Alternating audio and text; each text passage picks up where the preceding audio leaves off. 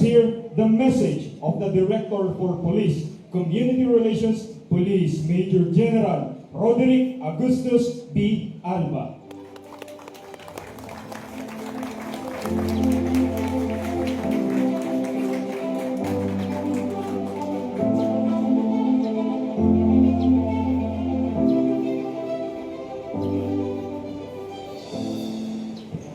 Please be seated. Thank you, Sir Suman.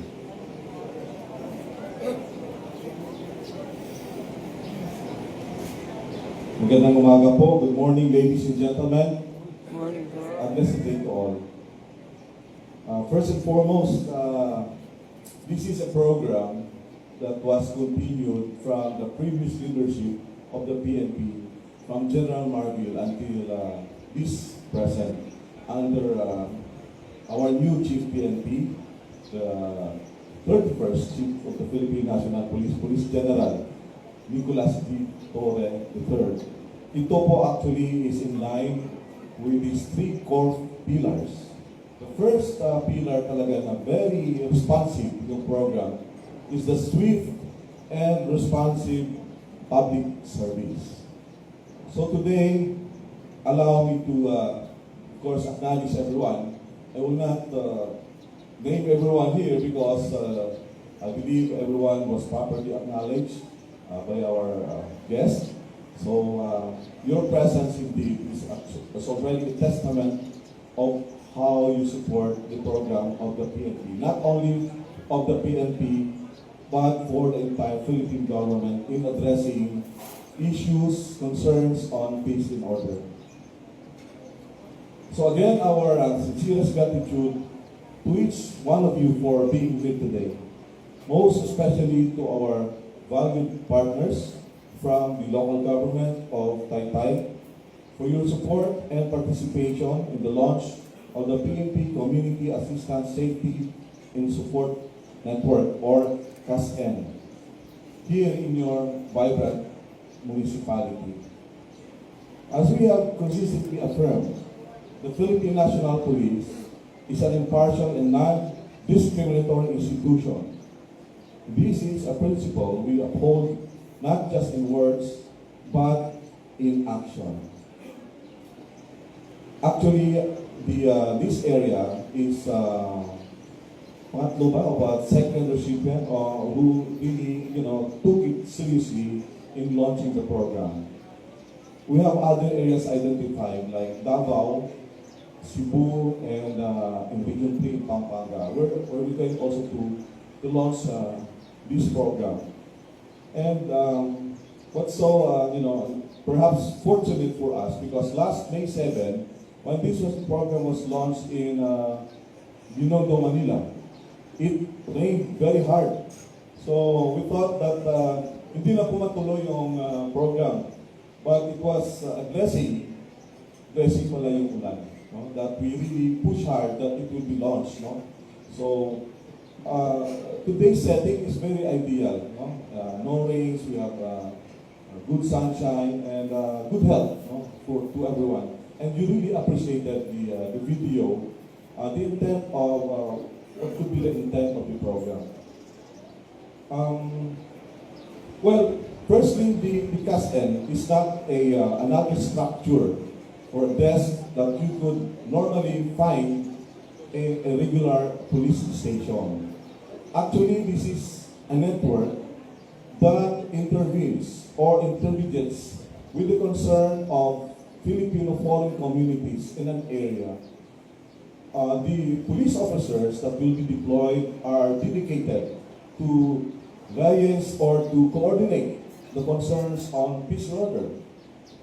Actually, this was given birth when, in the previous days and months, there were reported incidents of kidnapping and similar incidents. So this was the initiative thought of by the PNP to be more responsive to the issues and concerns of the foreign communities. That hopefully this will be the answer to respond to the clamor of our citizens for a more responsive law enforcement agencies supported by other government agencies. We will be assigning